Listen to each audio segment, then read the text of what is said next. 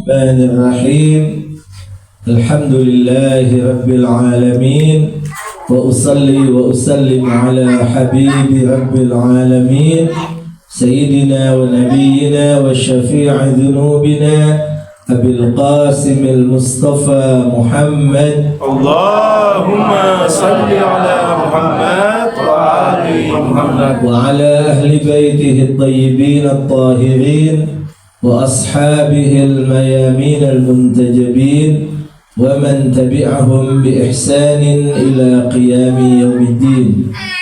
اللهم رب اشرح لي صدري ويسر لي أمري واحلل عقدة من لساني يفقه قولي رب أنطقني بالهدى وألهمني التقوى. Sebelum segala sesuatunya, marilah kita sampaikan salam kita kepada Imam Hussein, kepada keluarga dan sahabat Imam Hussein, dengan harapan mudah-mudahan Imam Hussein menjawab salam-salam kita serta membantu untuk membuka hati dan pendengaran kita sehingga kita mampu banyak mengambil pelajaran pada malam ini. Assalamu alayka ya Aba Abdillah. Assalamu alayka ya ibn Rasulillah.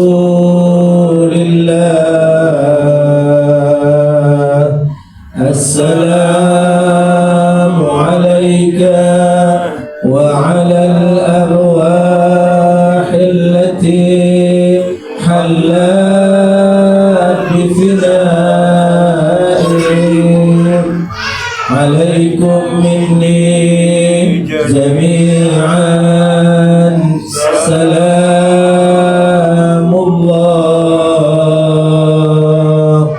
abadan ma baqitu wa baqiya al-laylu wan-nahar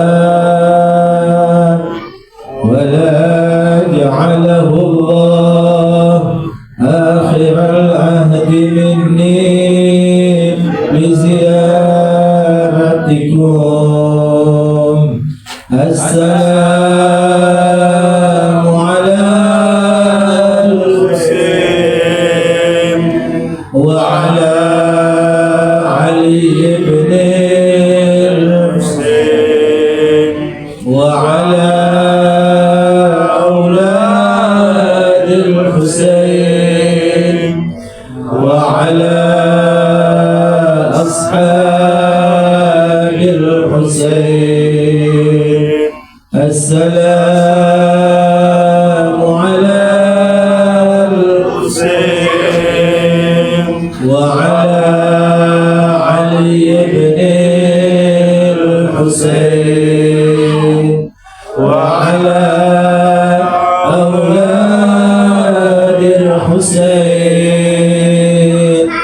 وعلى أصحاب الحسين.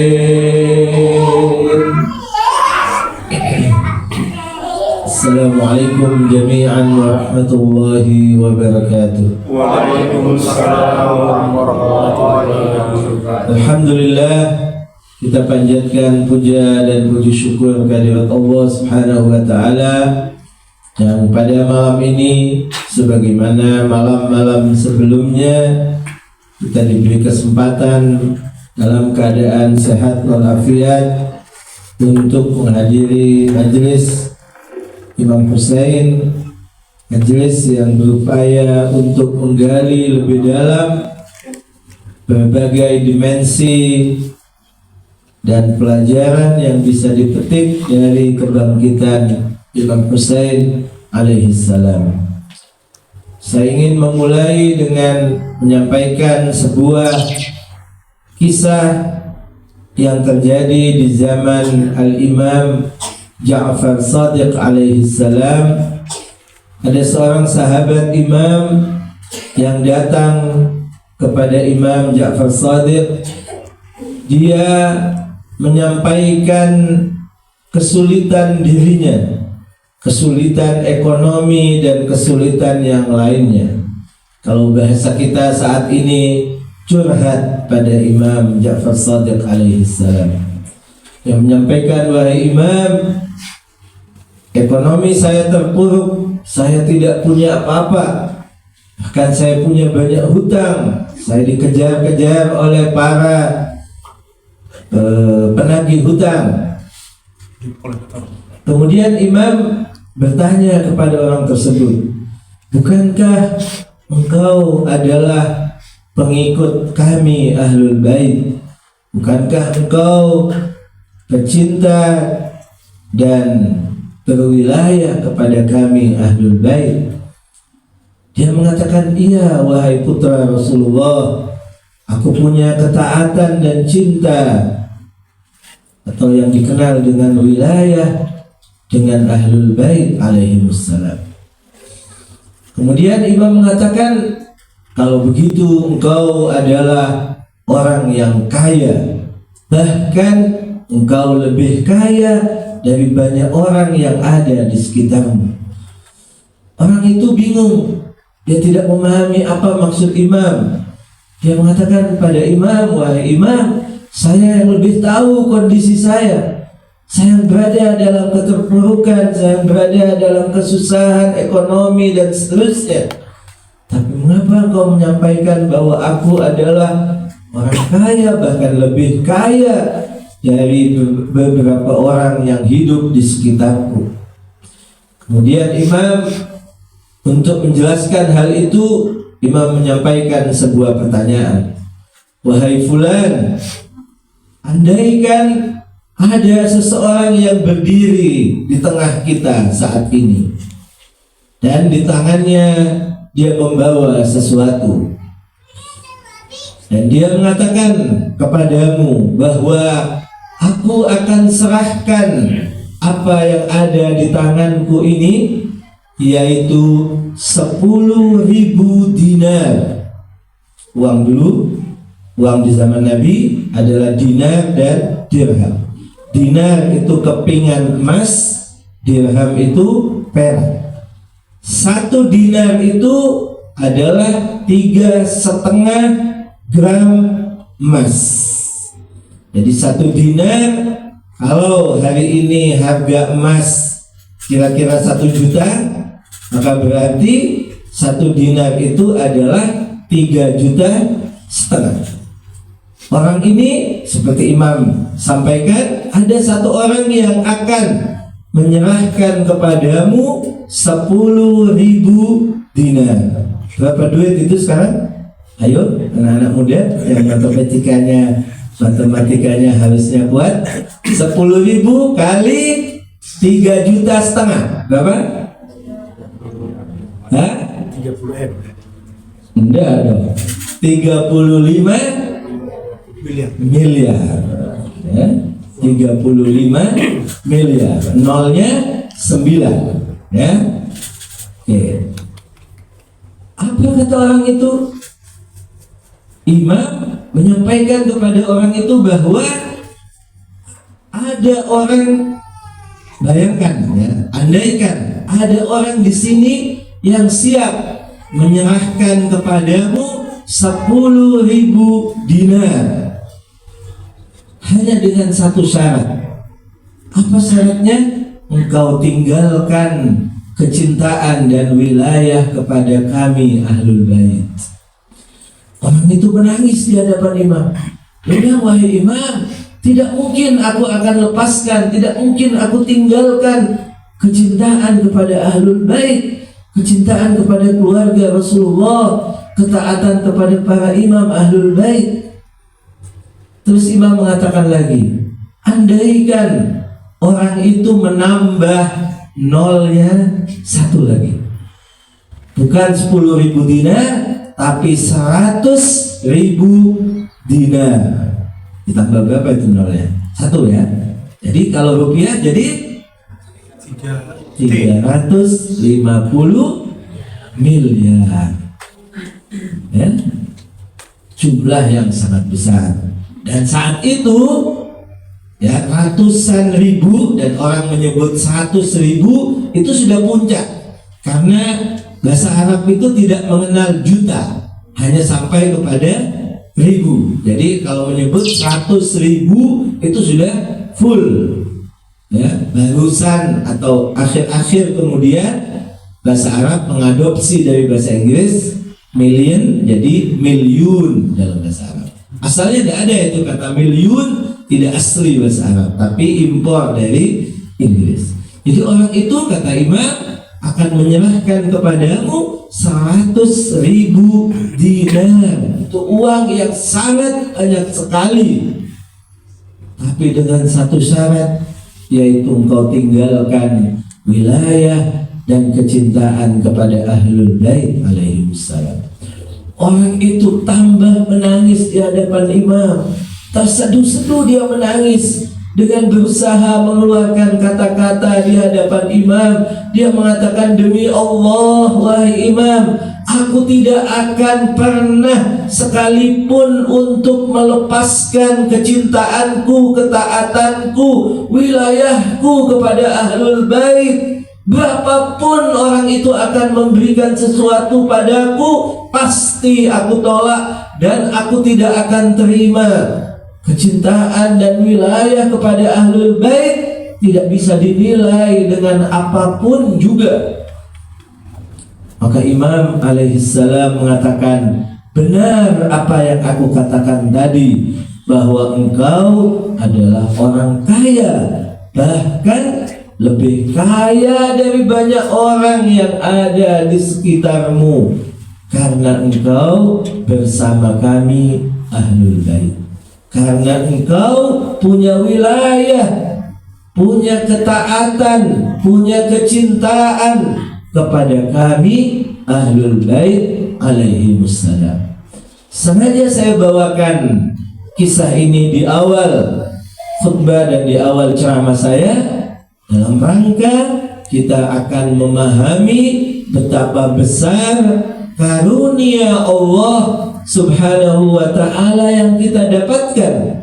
Karena kecintaan dan wilayah itu juga bagian dari karunia Allah, bahkan adalah karunia terbesar yang kita dapatkan. Dan kita dapatkan saat ini adalah karena perjuangan dan kebangkitan yang dilakukan oleh Imam Husain. Maka kalau kita memahami betapa besar wilayah karunia Ahlul Bait, karunia dari Allah yang berhubungan dengan Ahlul Bait, tentang kecintaan dan wilayah kepada Ahlul Bait, itu kita terima. Tapi bukan harga yang murah.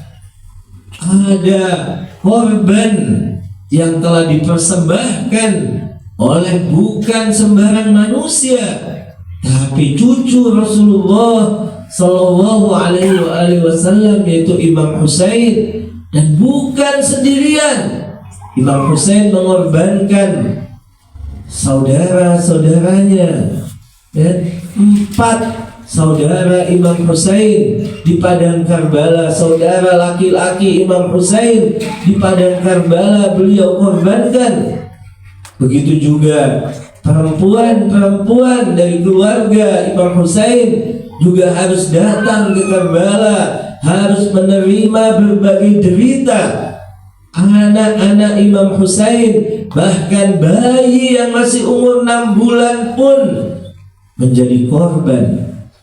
Begitu juga keponakan-keponakan Imam Husain, anak dari Imam Hasan, anak Sayyidah Zainab, dan sahabat-sahabat setia Imam Husain itu berjuang demi karunia Allah ini sampai kepada generasi-generasi berikutnya saat itu, hingga sampai kepada kita saat ini.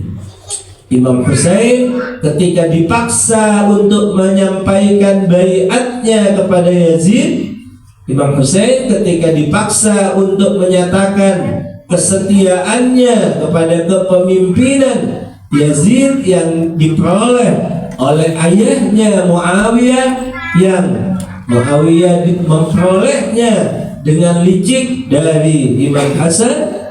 Padahal salah satu daripada kesepakatan Imam Hasan dan Muawiyah saat itu adalah tidak boleh menyerahkan kepada siapapun.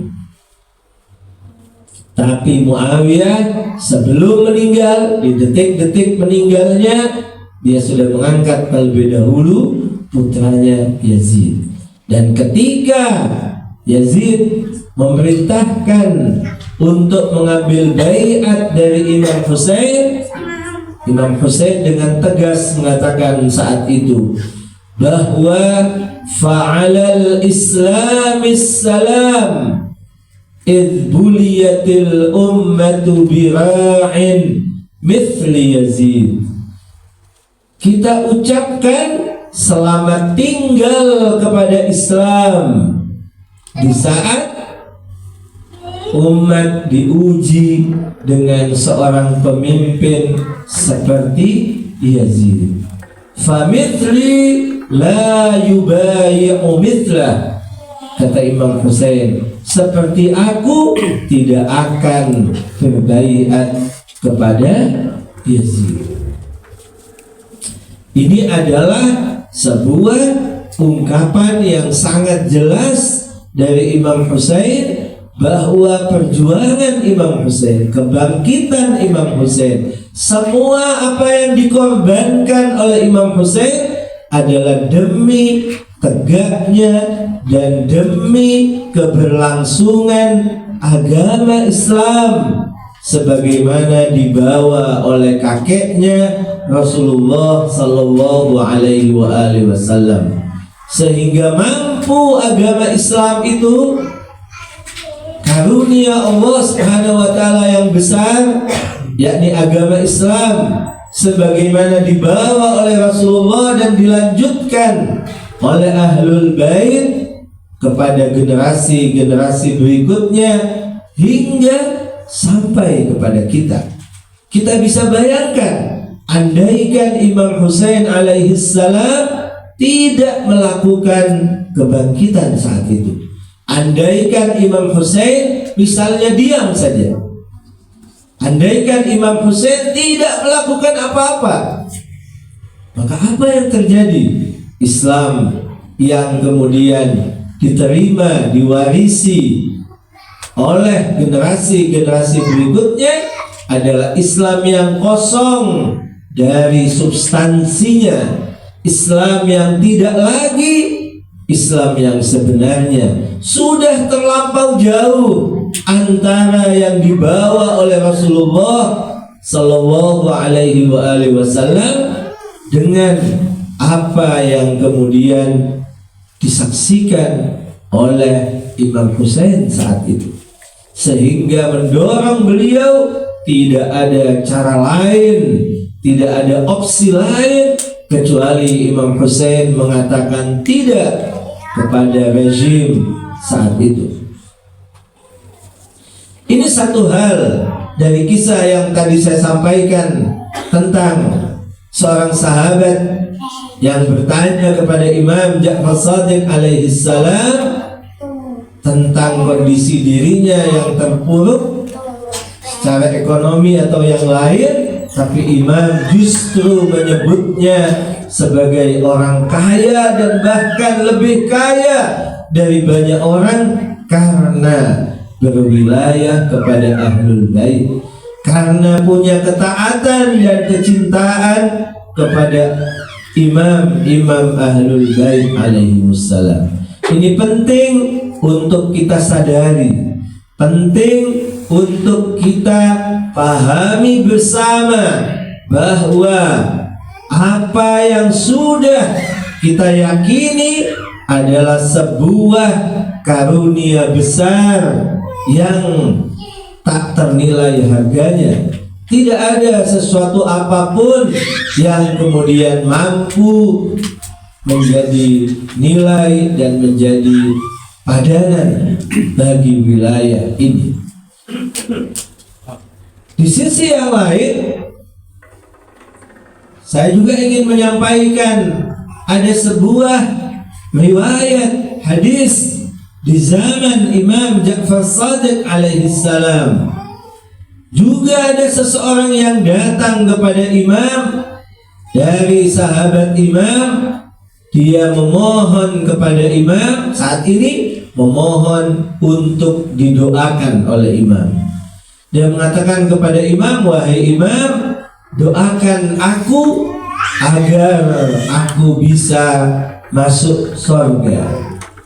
Imam As-Shadiq alaihi salam mengatakan, tidak, aku tidak akan mendoakanmu masuk surga. Orang itu juga bingung, tidak paham apa maksudnya. Kenapa wahai Imam? Kemudian Imam menjawab, aku tidak akan mendoakanmu untuk masuk surga karena engkau saat ini berada di dalam surga. Bagaimana wahai Imam? Karena engkau bersama kami Ahlul Bait, maka engkau berada di dalam surga.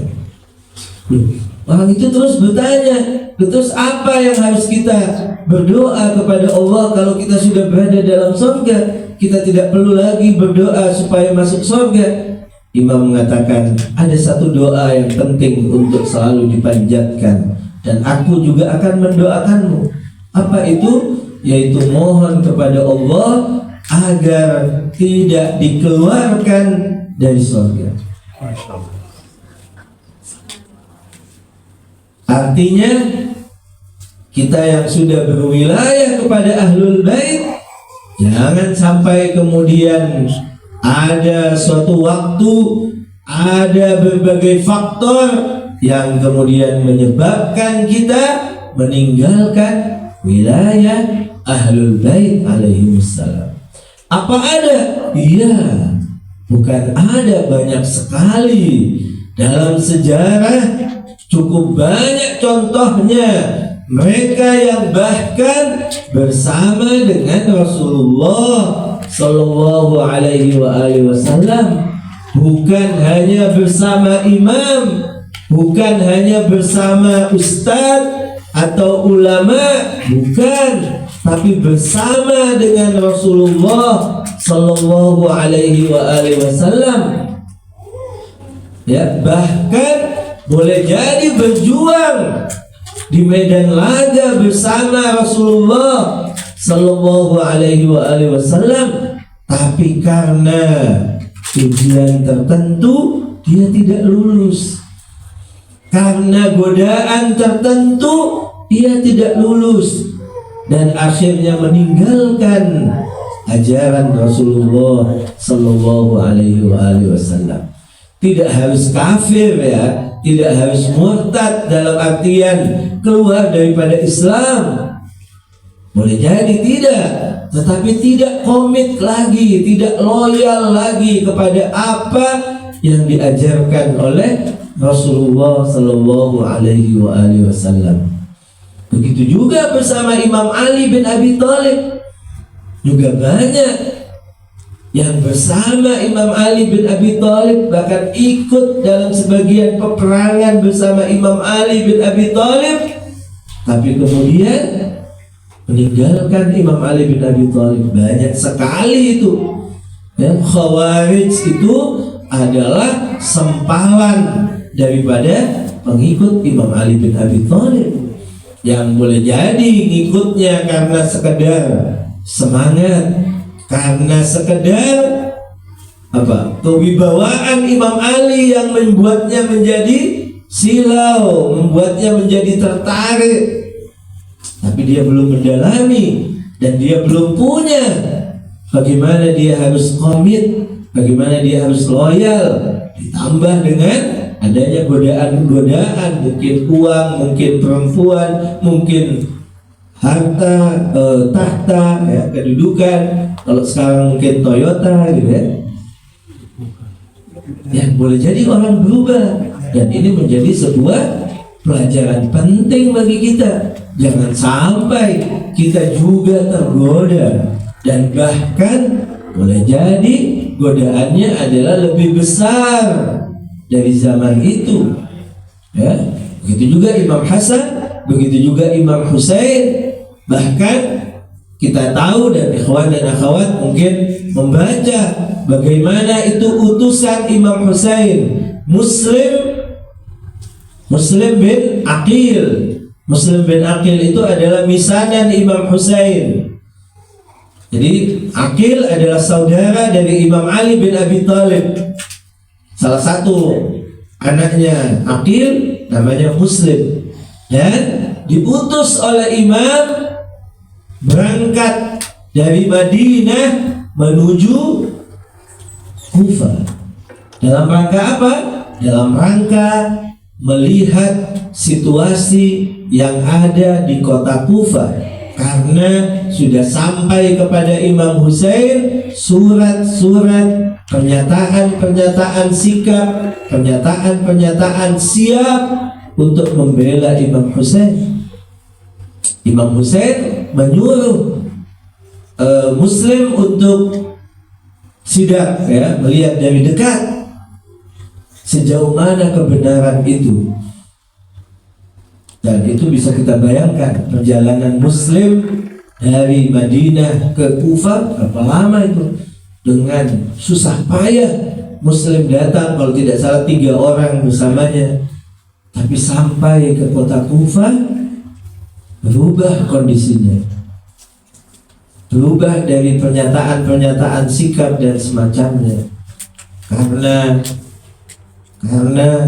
rezim yang ada menakut-nakuti mereka yang menyatakan kesiapan untuk membela Imam Husain, sehingga mereka berada dalam ketakutan. Sehingga ketika Muslim sholat maghrib dan isya, saat itu yang masuk ke dalam masjid atau musalla itu sekitar 10 orangan, belasan orang. Padahal sebelumnya paling tidak angka terkecil yang disebutkan oleh ahli sejarah dari penduduk kota Kufah adalah 18.000 orang. 18.000, tapi yang masuk ke dalam musola untuk sholat bersama Muslim 10 orang. Yang lain tidak berani keluar rumah, takut. Terus yang sudah masuk sholat bersama Muslim itu, yang 10-an orang itu, ketika Muslim Assalamualaikum menoleh ke kanan dan ke kiri, melihat ke belakang, tidak ada satupun orang yang tersisa saat itu. Muslim tidak mendapatkan siapapun, tetap berada di dalam masjid sholat bersama Muslim.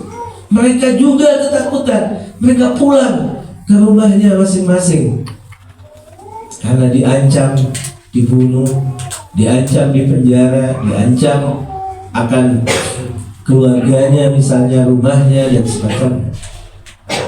Sehingga Muslim saat itu betul-betul sendirian, dan dia berusaha untuk mencari perlindungan di berbagai tempat, masuk lorong-lorong kota Kufah saat itu.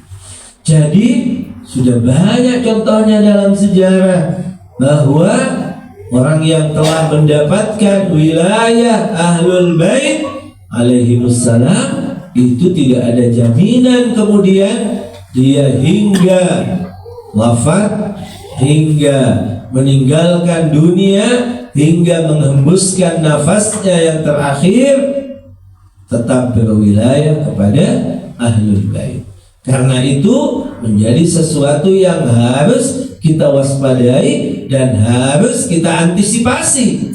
Karena kita adalah manusia, sama dengan mereka yang hidup beberapa tahun yang lalu bersama imam, seorang imam dari imam Ahlul Bait, atau bahkan bersama Nabi. Dari sisi kemanusiaan, dari sisi sifat-sifat manusia sama. Dan dari sisi kita punya potensi untuk kemudian termakan godaan sama, kita juga demikian. Karena itu perlu kita untuk antisipasi. Apa antisipasi kita? Yang pertama, menurut saya, hemat saya, sehingga kita mampu tetap menjaga, berpegang teguh wilayah Ahlul Bait alaihimussalam, yang pertama adalah jangan berhenti belajar. Kita harus selalu belajar, karena dengan ilmu yang kita dapatkan itulah yang akan menjadi modal, bagian dari modal, bukan kesemuanya, bagian dari modal untuk kita bisa tetap berpegang teguh dengan apa yang sudah kita dapatkan ini. Tanpa belajar, maka jangan diharap kita bisa atau mampu melawan berbagai godaan saat ini.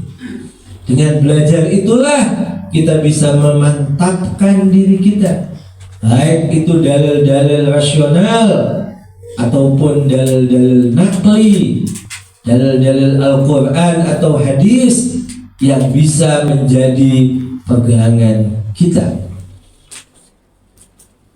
Selain belajar untuk memantapkan diri, yang kedua adalah tentu kita perlu belajar untuk apa yang kita harus lakukan sebagai pengikut Ahlul Bait, sehingga tidak hanya di lidah kita ucapkan bahwa saya berwilayah kepada Ahlul Bait, tetapi tindakan kita tidak menunjukkan bahwa kita mengikuti Ahlul Bait.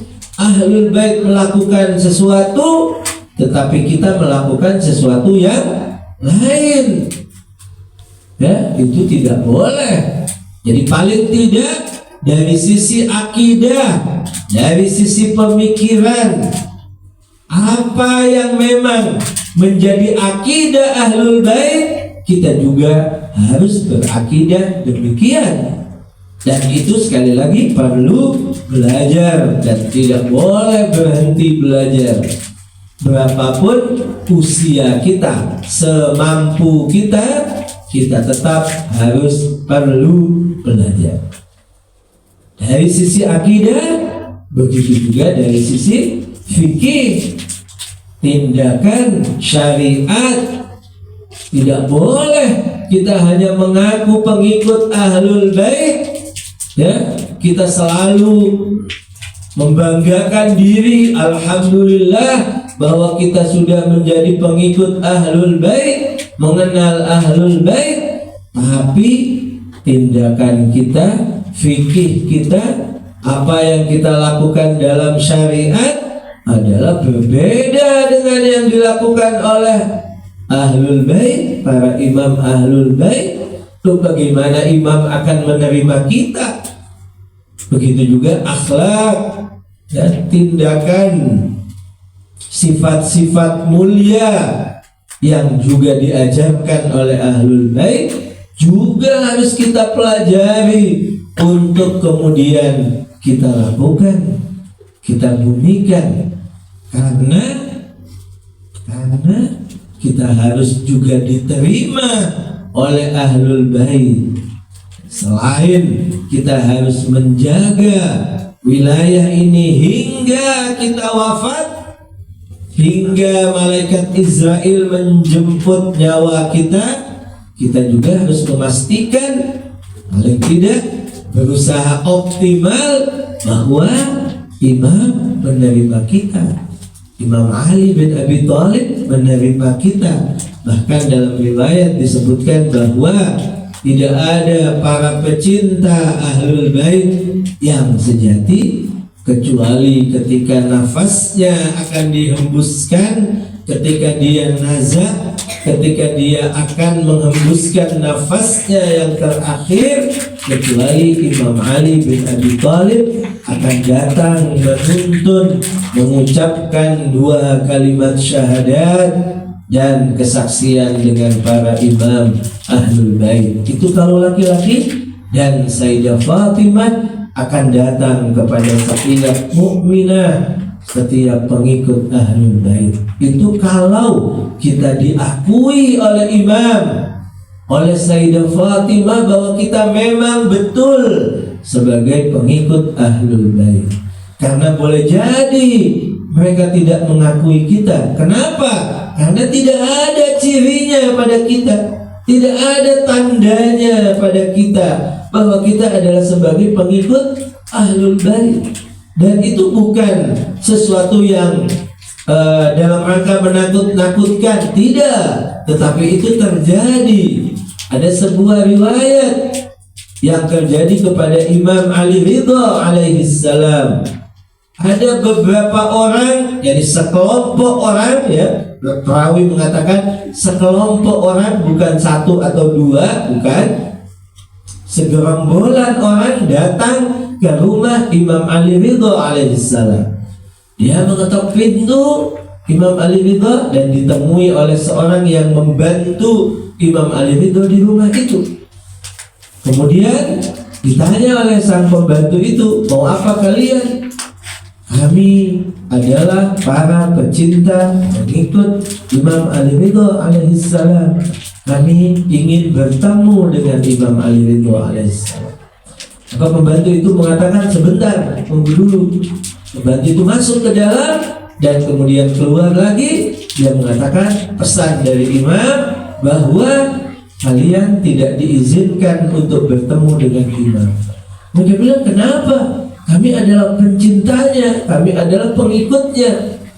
Saya hanya menyampaikan tugas, saya hanya menyampaikan pesan imam, dan imam mengatakan tidak ada tanda-tanda sebagai pengikut Ahlul Bait pada diri kalian.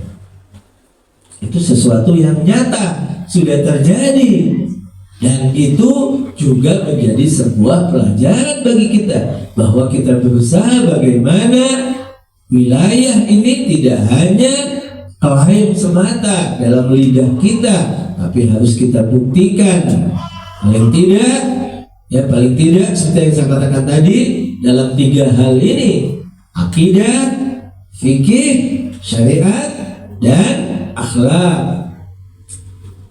Kita lakukan, kita sesuaikan, kita upayakan. Memang pasti tidak mungkin 100%, tapi paling tidak ada apa yang disebut dengan batas minimal sehingga kita diterima oleh Ahlul Bait alaihissalam.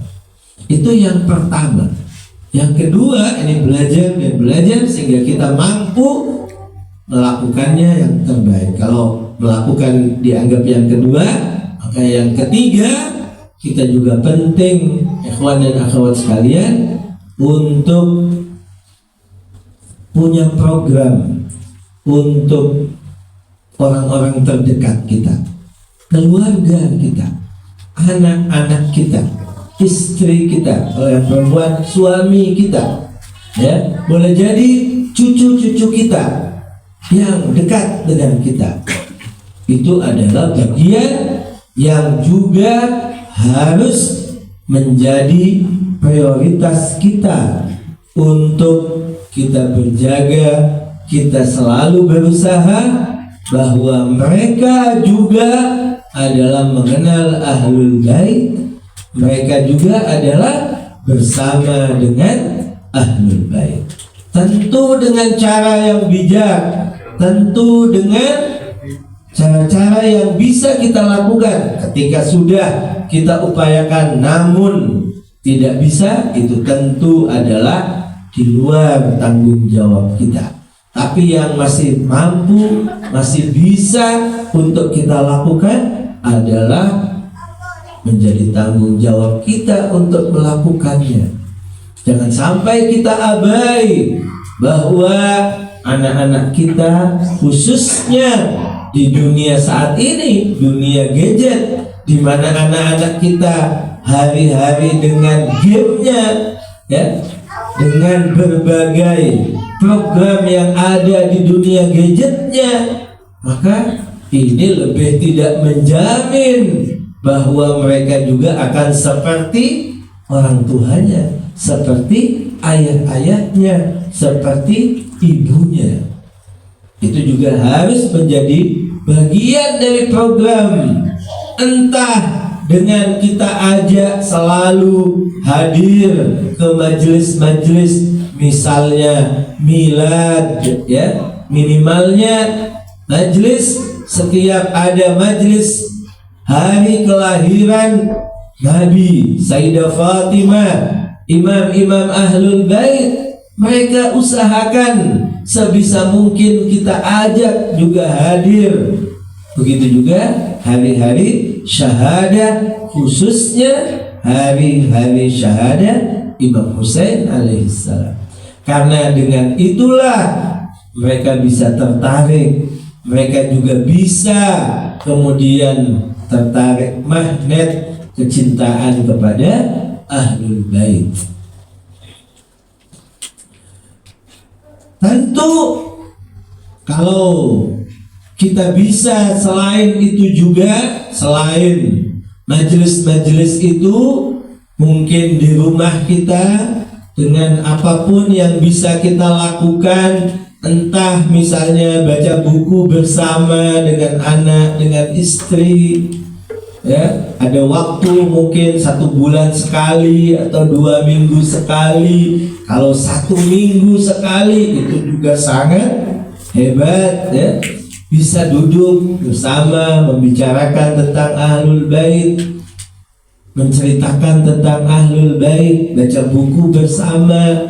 Itu tentu satu hal yang sangat-sangat baik dalam rangka bahwa kita mengantisipasi, kita berusaha untuk memberi pagar yang kuat, memberi imunisasi kepada keluarga anggota rumah kita. Masyiral ikhwan wal akhwat rahimakumullah. Yang selanjutnya juga penting untuk menjadi perhatian kita sebagai orang tua adalah bahwa setiap apa yang kita usahakan, setiap apa yang kita kerjakan dalam rangka menghasilkan uang, penghasilan yang dengannya kita akan berikan sebagai makan, minum anak istri kita, itu harus dalam catatan yang harus kita selalu perhatikan, bahwa uang itu haruslah uang yang didapatkan dari cara yang halal, ya. Penghasilan kita harus kita pastikan itu adalah penghasilan yang halal. Apa hubungannya? Hubungannya sangat erat sekali. Karena makanan yang haram yang kita berikan kepada anak istri kita akan berpengaruh dalam tindakannya, termasuk dalam wilayah dan kecintaan kepada ahlul bait alaihissalam. Dalam riwayat, dalam hadis disebutkan bahwa salah satu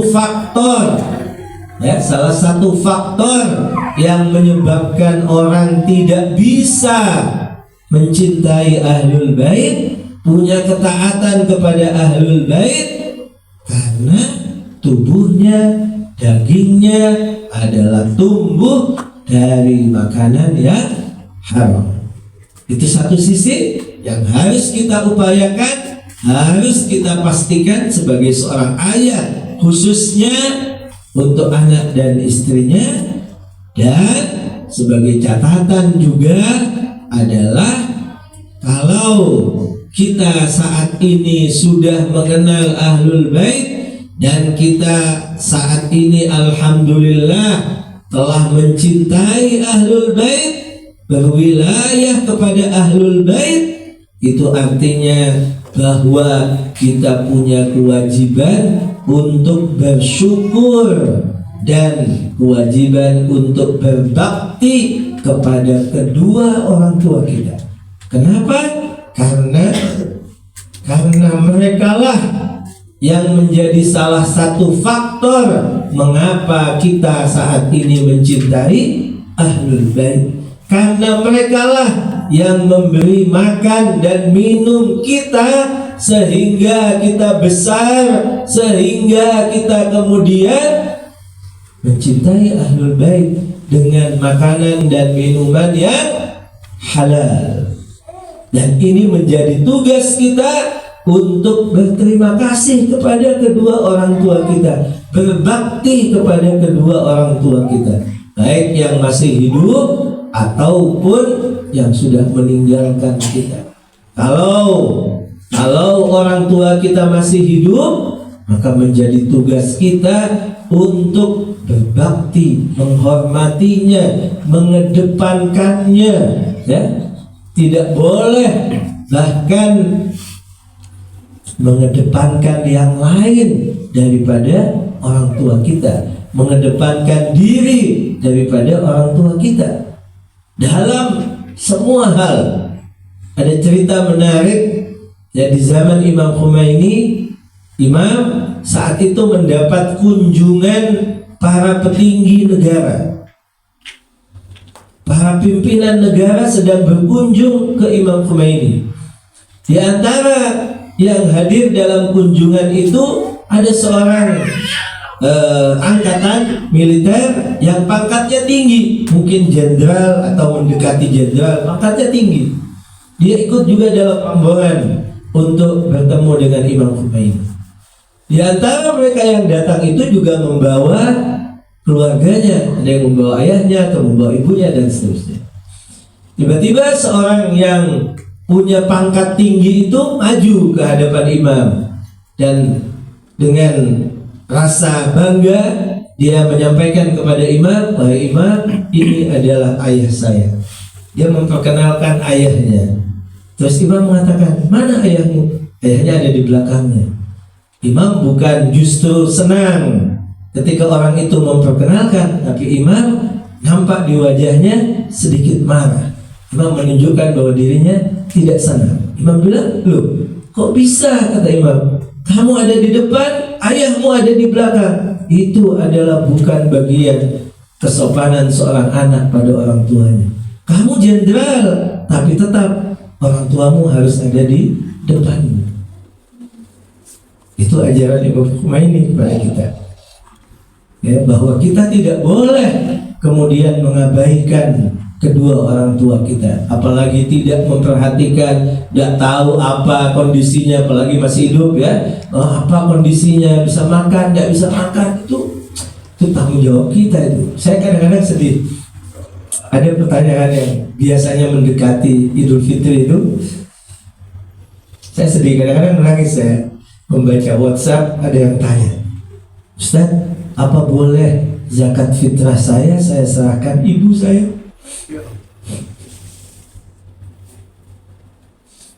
Ya mungkin karena ketidaktahuan ya, tapi saya sedih, betul-betul sedih. Ini betul-betul tidak tahu dan apa namanya ya. Saya jawab bahwa orang tua itu adalah menjadi kewajiban kita untuk memenuhi kebutuhannya kalau kita sedang berada dalam kondisi kecukupan. Lain kalau kita juga tidak bisa makan, tidak ada kewajiban. Tapi kalau kita masih bisa makan, masih bisa punya baju, masih bisa tempat tinggal walaupun ngontrak misalnya, itu artinya kita berada dalam kecukupan. Itu menjadi kewajiban kita untuk menghidupi kedua orang tua kita yang dalam keadaan miskin. Oh, ini malah mau dikasih zakat fitrah. Itu saya bilang nggak boleh. Justru kehidupan kesehariannya adalah kewajiban kita. Ya. Begitu juga kalau orang tua kita sudah meninggal, itu tidak boleh kita lupakan. Setiap waktu kita berdoa, setiap selesai sholat kita berdoa, maka wajib juga kita doakan kedua orang tua kita. Setiap kita mohon ampun, ya Allah, ampunilah aku, tambahkan, ampuni juga kedua orang tua. Kalau kita lakukan itu, ya, kita sudah melakukan sebagian kecil daripada bakti kita. Tidak bisa bakti kita kepada orang tua itu kemudian akan menutupi, menyelesaikan. Tidak bisa, tidak mungkin, mustahil. Tapi memang harus kita lakukan seupaya kita. Kenapa tidak bisa? Karena setiap kita melakukan sesuatu, ya kan? Setiap kita melakukan sesuatu kebaikan dan kebaikan itu kita hadiahkan untuk orang tua kita, misalnya, tetap saja bahwa kita bisa melakukan sesuatu itu karena orang tua kita yang menjadi penyebab bahwa kita hadir di dunia ini, karena ada ayah dan ibulah yang kemudian menjadikan kita lahir. Kalau tidak, kita tidak ada di dunia. Jadi semua apa yang kita lakukan pasti masih bergantung. Sehingga tidak bisa kemudian kita bilang, oh sudah, saya sudah tunaikan. Tidak bisa, itu tidak mungkin. Karena itu saya mengingatkan diri saya bahwa selalu kalau kita doa, ingat juga doakan kedua orang tua. Kalau kita ziarah, baik ziarah Nabi, ziarah a'immah, para imam, dari jauh, ya, dari jauh, jangan lupa sisipkan juga bahwa ya Allah, aku mewakili kedua orang tuaku saat ini berziarah kepada Rasulullah dari jauh, berziarah pada Imam Husain dari jauh. Kalau berkesempatan untuk umrah, kalau berkesempatan untuk ziarah kepada Rasulullah dari dekat, atau Imam Husain atau para imam yang lain, jangan lupa umrah juga untuk kedua orang tua. Minimal sekali umrah untuk kedua orang tua. Ziarah kepada Rasulullah dari dekat untuk kedua orang tua. Itu adalah bagian yang bisa kita lakukan karena bakti kita kepada orang tua yang tidak akan pernah kita bisa lakukan sesungguhnya, yaitu sepenuhnya. Tapi itulah upaya kita. Kembali kepada permasalahan kita tadi bahwa makanan dan minuman itu adalah sangat berpengaruh selain pendidikan, ya, selain apa yang memang diajarkan, dididik oleh kedua orang tua kita. Terakhir mungkin apa yang bisa saya sampaikan bahwa salah satu daripada apa yang memang perlu kita lakukan dalam rangka mensyukuri nikmat karunia wilayah kecintaan kepada Ahlul Bait alaihimussalam itu adalah kita juga berusaha untuk menebarkan nilai-nilai mutiara-mutiara Ahlul Bait ini kepada orang lain yang belum mengenalnya. Tadi minimalnya adalah lingkaran terdekat, tapi juga perlu diluaskan, ya. Tentu semampu kita, tidak bisa kita sendiri yang menyampaikannya, bisa juga kita menjadi perantara, apalagi dengan dunia gadget saat ini, ya. Salah satu ulama besar, mungkin saya sampaikan di ISIS kemarin juga, bahwa di malam-malam Muharram ini ada seorang ulama besar. Beliau menyampaikan bahwa, kata beliau, dulu pesan-pesan Imam Husain itu disampaikan melalui mimbar Imam Husain yang disampaikan oleh para penceramah mimbar Imam Husain. Tapi kata beliau, saat ini pesan-pesan Imam Husain tidak hanya dari mimbar Imam Husain, dari tempat ceramah para penceramah. Saat ini setiap kita bisa menjadi penyampai pesan Imam Husain.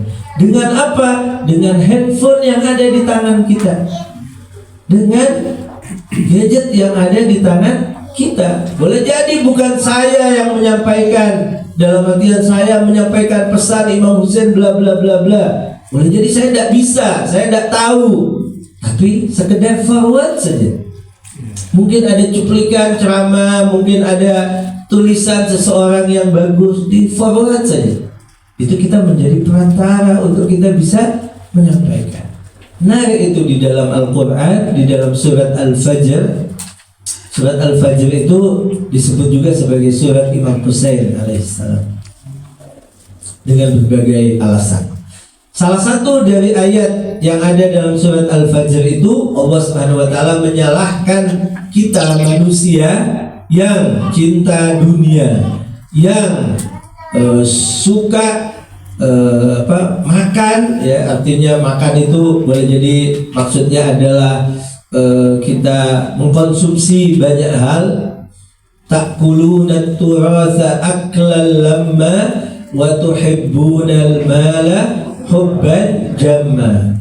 Sebelumnya ayat itu mengatakan kalla bal la tukrimunal yatim wa la tahadduna ala ta'amil miskin. Yang menjadi poin saya adalah pada wala tahadduna ala ta'amil miskin. Coba diperhatikan baik-baik.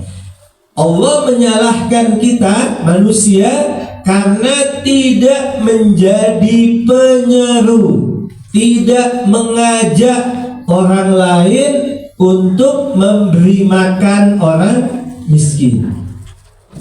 Ya, kita tidak mengajak orang lain untuk memberi makan orang miskin. Kita disalahkan oleh Allah.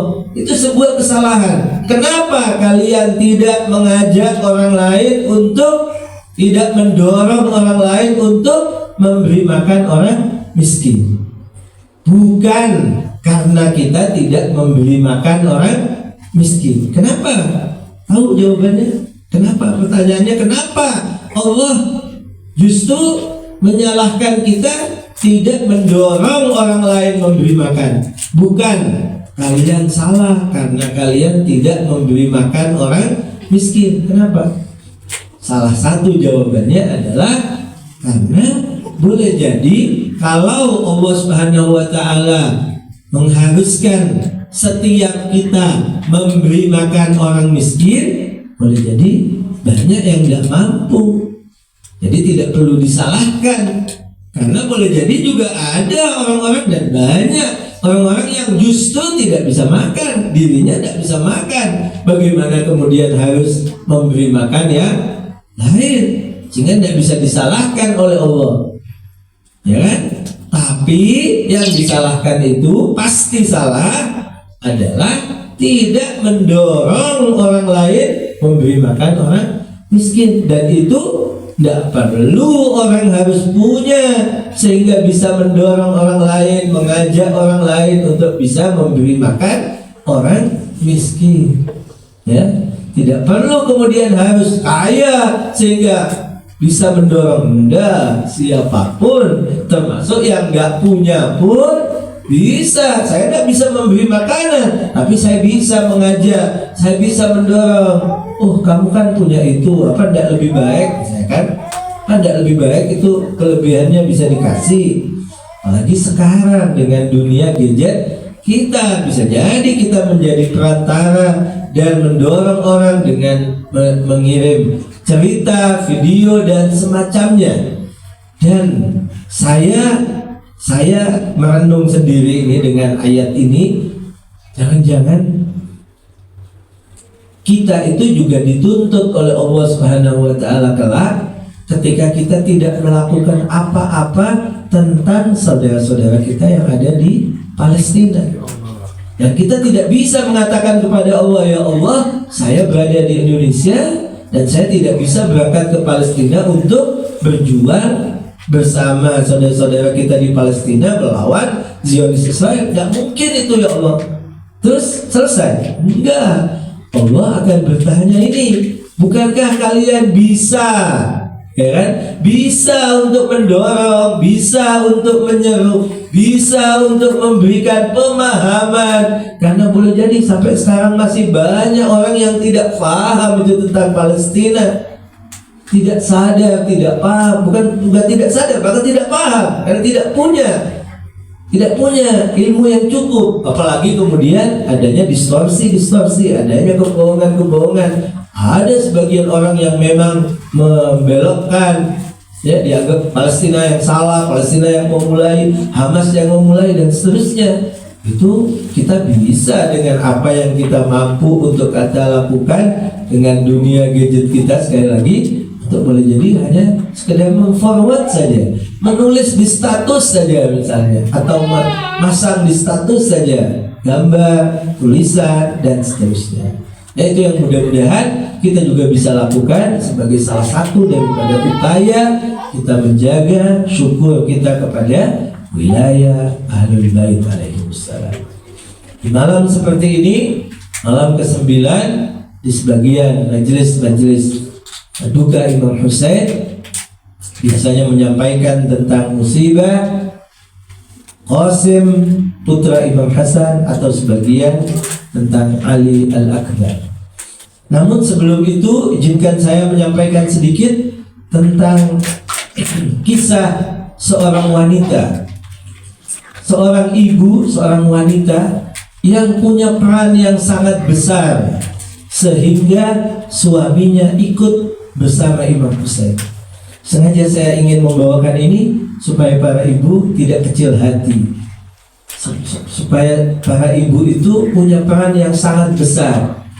Ibu itu bisa merubah, ibu itu bisa mendidik anak-anaknya, bahkan bisa merubah suaminya, bahkan bisa mendidik suaminya. Itu kekuatan seorang wanita yang boleh jadi tidak dimiliki oleh seorang pria. Dalam sahabat Imam Husain itu ada namanya Zuhair, yang mungkin sebagian sudah pernah mendengar.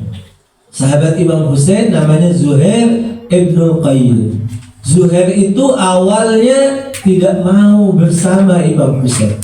Zuhair itu sebelumnya adalah memang berada di pihak,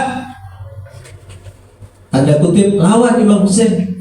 Paling tidak ketika Imam Husain memutuskan untuk berangkat ke Karbala, dia tidak mau bergabung dengan Imam Husain. Padahal dia juga jago perang, ya, jago perang. Tapi di saat Imam Husain berhenti di satu tempat, karena saat itu rombongan Imam Husain itu adalah mengendarai kuda atau unta atau sebagian jalan kaki, ya, tidak ada kendaraan lain saat itu, dan mengharuskan untuk istirahat. Setiap malam mungkin berhenti istirahat, dan tidak ada hotel, tidak ada penginapan saat itu. Yang ada adalah hanya tempat-tempat istirahat yang di tanah kosong, yang juga harus mendirikan tenda untuk kemudian bisa istirahat. Maka banyak sekali tempat-tempat istirahat itu. Di satu tempat istirahat yang seperti tempat-tempat yang lain, Imam Husain selalu menyempatkan untuk mengajak orang-orang yang sedang berkumpul, sedang istirahat. Imam Husain menyampaikan khutbahnya bahwa aku Husain, aku adalah, aku sedang, aku akan melakukan, dan seterusnya. Di antara mereka ada yang ikut bersama Imam Husain. Pada satu tempat Imam Husain tahu bahwa ada kemah di situ, kemahnya Zuhair, seorang sahabat namanya Zuhair. Zuhair sedang jalan-jalan dengan istrinya, sedang rekreasi dengan istrinya. Yang kemudian di malam itu, di saat dia akan makan malam bersama istrinya, tiba-tiba di depan kemah Imam Husain ada seorang yang berdiri, dan dia mengatakan, "Assalamualaikum ya Zuhair, aku adalah utusan dari Abu Abdullah al-Husain. Imam Husain memanggilmu dan mengundangmu ke kemahnya." Zuhair mengatakan kepada istrinya, "Untuk apa Al-Husain memanggilku? Biarlah kita lanjutkan makan, aku tidak akan menemuinya." Istrinya mengatakan, "Wahai Zuhair, tidak pantas. Ini adalah putra Fatimah, cucu Rasulullah Sallallahu Alaihi Wasallam memanggilmu. Apakah tega kamu kemudian makan bersama denganku, menghabiskan makanan kita?" Saya bilang, "Aku capek, paling Husain mengajakku untuk perang. Aku sudah lelah, aku sudah masukkan pedang di dalam sarungnya, dan aku sudah berjanji meletakkan pedang itu di atas tembok. Maksudnya aku gantungkan untuk kemudian tidak akan aku sentuh lagi. Aku sudah berhenti, aku tidak mau perang lagi." Zuhair terus menyampaikan alasannya untuk tidak menemui Imam Husain, tapi istrinya terus mendesak, istrinya terus merayunya, membujuknya bahwa coba temui aja, tidak apa-apa kamu tidak ikut, kamu tidak memenuhi panggilan Al-Husain untuk ikut perang, tidak apa-apa, yang penting sekarang temui dulu. Akhirnya Zuhair bangun dari tempat duduknya dan menuju kemah Imam Husain. Saat itu Imam Husain menyampaikan banyak hal kepada Zuhair, sebagaimana beliau sampaikan kepada tempat-tempat lain, bahwa beliau dalam rangka menegakkan amar ma'ruf, dalam rangka menjaga Islam dan seterusnya. Hingga akhirnya Zuhair kemudian kembali ke kemahnya. Ketika Zuhair kembali ke kemahnya, saat itu istrinya bertanya, bagaimana wahai Zuhair? Zuhair mengatakan, wahai istriku, aku sudah mengambil sebuah keputusan dan keputusanku sudah bulat. Aku besok akan berangkat bersama kafilah Al-Husain, dan engkau aku pulangkan ke rumahmu, aku ceraikan engkau, aku kembalikan engkau kepada orang tua. Istrinya menangis di hadapan Zuhair. Wahai Zuhair, bukankah aku yang mendorongmu untuk menuju Al-Husain? Sekarang kau ngambil keputusan begitu, aku rela kau bersama Al-Husain, tapi kenapa kau harus menceraikanku? Kata Zuhair, karena engkau nanti kalau bersamaku tidak hidup adalah menuju kematian. Makanya aku kembalikan engkau kepada orang tuamu. Katanya istrinya, wahai Zuhair, bukankah ayahku telah menyerahkannya padamu? Sudah tidak ada lagi hubungan aku dengan ayahku. Aku sudah dititipkan kepadamu. Aku adalah amanah dari ayahku kepadamu. Maka sudah tidak ada hubungan dengan ayahku. Biarkan aku bersamamu. Zuhair mengatakan, benar. Ayahmu menitipkan engkau kepadaku untuk apa? Untuk kehidupan, untuk hidup bersama, bukan untuk kematian. Sementara esok aku akan bersama kafilah Al-Husain untuk menjemput kematian. Karena itu pulanglah. Istri Zuhair menyampaikan berbagai alasan. Zuhair juga menyampaikan jawaban-jawabannya. Zuhair mengatakan Allah tidak mewajibkan perang itu untuk perempuan. Allah hanya mewajibkan perang itu untuk laki-laki. Biarlah engkau pulang, biarlah engkau bersama ayahmu. Terus istrinya meminta untuk diizinkan ikut. Hingga akhirnya istrinya menggunakan senjata pamungkasnya. Dia mengatakan, wahai Zuhair, bukankah Al-Husain juga membawa istri dan anak-anaknya? Bukankah di sana ada Sayyidah Zainab? Bukankah di sana ada Sukainah? Bukankah di sana ada Ruqayyah? Kemudian Zuhair saat itu menangis di hadapan istrinya. Wahai istriku, jangan kau samakan aku dengan Al-Husain. Jangan kau samakan aku dengan imannya Al-Husain. Aku siapa? Husain siapa? Aku takut jika engkau bersamaku dan di tengah jalan misalnya ada sesuatu padamu, aku tidak bisa lagi melihatnya dan aku tidak mungkin membiarkan engkau. Itulah menjadi godaanku untuk berpisah dengan Al-Husain, dan itu menjadi ujian bagiku sehingga aku memutuskan untuk aku meninggalkan Al-Husain karena menyelamatkan dirimu. Aku khawatir nanti di padang Karbala musuh memperlakukanmu dengan perlakuan yang tidak baik, dan aku tidak mungkin membiarkannya. Dan aku kemudian menyelamatkanmu dan aku meninggalkan Al-Husain, atau aku berubah menjadi pihak yang memusuhi Al-Husain. Aku tidak mampu, aku tidak punya iman seperti itu. Setelah disampaikan alasan yang demikian, istri Zuhair mengatakan, oke, jika engkau sudah mengambil keputusan demikian, aku rela. Dan aku rela juga engkau ceraikan. Aku akan pulang ke rumah ayahku. Tapi ada satu permintaanku yang tolong engkau kabulkan. Jika engkau nanti bersama Al-Husain dan engkau juga gugur sebagai syahid di padang Karbala, Kata istri Zuhair, sampaikan kepada Sayyidah Fatimah Az-Zahra bahwa aku adalah istrimu, wahai Zuhair, istrimu yang ingin bersama dengan suaminya ke padang Karbala.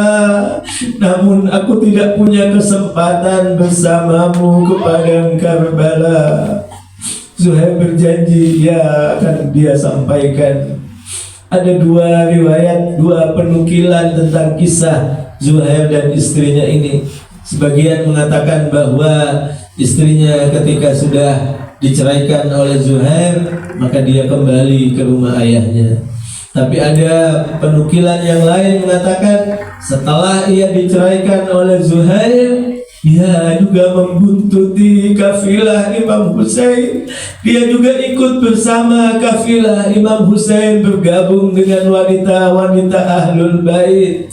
Di saat Zuhair tahu bahwa istrinya atau mantan istrinya masih bersamanya, dia bertanya, wahai fulana, wahai mantan istriku, kenapa engkau masih ikut bersama rombongan ini? Bukankah aku katakan kau kembali pulang ke rumah ayahmu?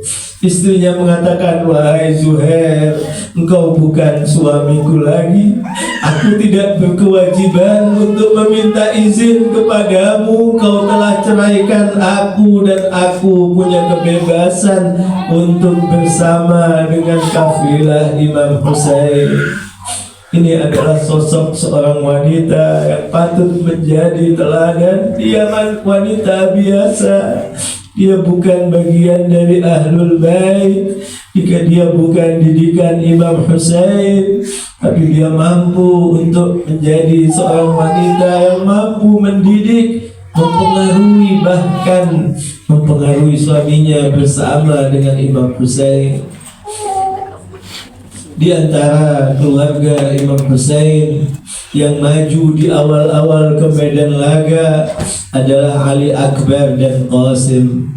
Setelah sahabat-sahabat Imam Husain gugur satu persatu, selama masih ada seorang sahabat, maka mereka tidak mengizinkan seorang pun dari keluarga Al-Husain maju ke medan laga. Maka masing-masing sahabat Imam Husain meminta izin kepada Imam Husain untuk maju. Seorang tua bernama Muslim bin Aus saja yang umurnya sudah 90 tahun, dia maju ke medan laga membela Imam Husain sampai titik darah penghabisan.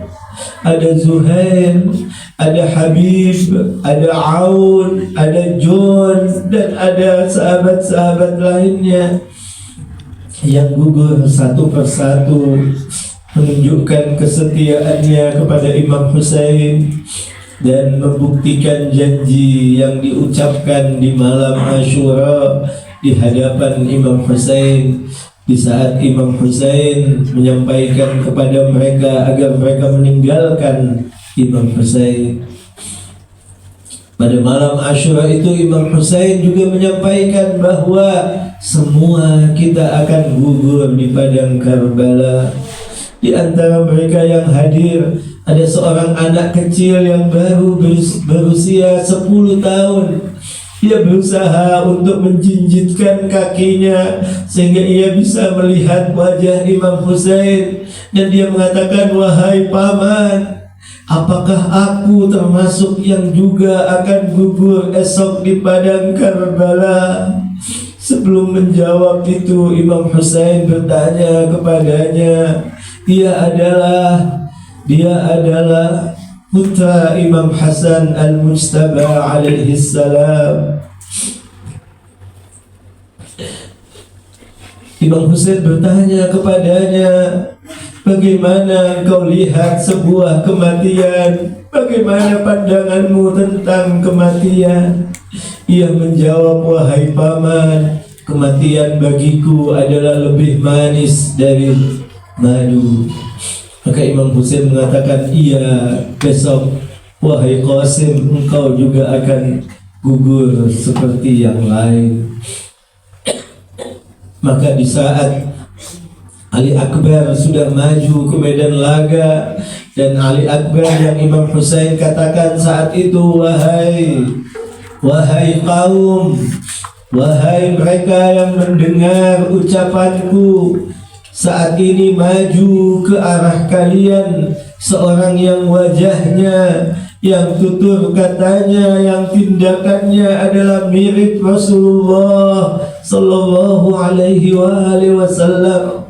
Setiap aku rindu kakekku Rasulullah, maka aku lihat wajah Ali Akbar. Dengan demikian maka aku mampu mengobati rinduku pada kakekku Rasulullah. Ali Akbar maju ke medan laga, seorang anak yang berusia 30-an tahun, seorang remaja dengan pedang di tangannya. Dia memainkan pedang dengan lihai. Setiap yang melihatnya mengatakan, ini adalah Ali bin Abi Thalib.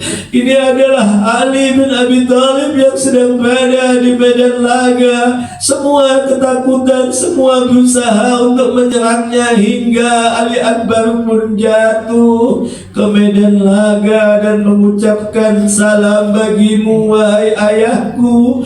Ini Rasulullah, kakekku telah memberiku minuman yang aku tidak akan haus selama-lamanya. Beliau, kakekku, telah berpesan padaku, sampaikanlah kepada Al-Husain ayahmu cepat bergabung bersama kami di alam ini. Saat itu kemudian Qasim datang mendekati Imam Husain. Qasim saat itu mencium tangan Imam Husain, mencium kaki Imam Husain. Anak usia 10 tahun, kita bisa bayangkan, ia menangis merengek-rengek di hadapan Imam Husain, meminta izin agar diizinkan untuk maju ke medan laga. Imam Husain awalnya menolaknya. Imam Husain mengatakan jangan. Ia terus berusaha. Yang pertama tidak berhasil, dia mundur. Namun ia maju lagi untuk kali yang kedua. Imam Husain tetap menolaknya. Akhirnya ia maju untuk yang ketiga. Di saat Imam Husain masih tidak menerimanya dan tidak memenuhi permintaannya, tiba-tiba ia keluarkan sesuatu dari dalam lengannya. Dari tangannya, dari dalam lengannya, ia keluarkan secari kertas yang kemudian ia serahkan kepada Imam Husain. Imam Husain terperanjat membaca apa yang ada di kertas itu. Adalah tulisan Imam Hasan Al-Mujtaba yang berwasiat kepada Qasim untuk selalu bersama Abu Abdullah Al-Husain sampai titik darah penghabisan. Saat itu Qasim mengatakan, wahai paman, jangan kau jadikan aku sebagai anak yang tidak patuh pada orang tuanya. Wahai paman, jangan jadikan aku sebagai anak yang tidak menjalankan wasiat orang tuanya. Jangan jadikan aku seorang anak yang berkhianat dan mengabaikan wasiat orang tuanya. Maka Imam Husain mengizinkannya untuk maju ke medan laga.